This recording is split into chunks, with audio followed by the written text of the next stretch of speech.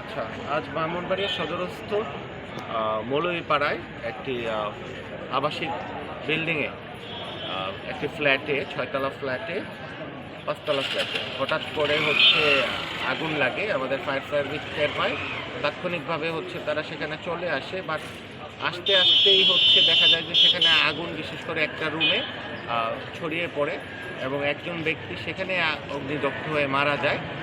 সেখানে আরও যারা ছিলেন পরিবারবর্গ তাদেরকে ফায়ার সার্ভিস উদ্ধার করতে সক্ষম হয়। আমরা পুলিশ এবং প্রশাসন সাথে সাথে এখানে আসি, তবে আস্তে আস্তেই এই ঘটনাটি ঘটে যায় এবং যে ব্যক্তি ঘরে ছিল তিনি তাৎক্ষণিক মারা যায়।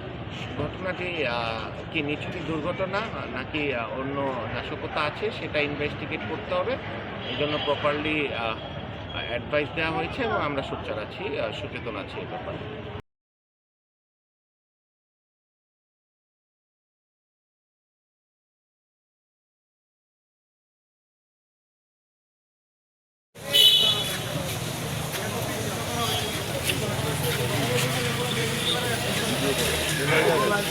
গান্ধী বিচ্ছিন্ন করে অনলাইন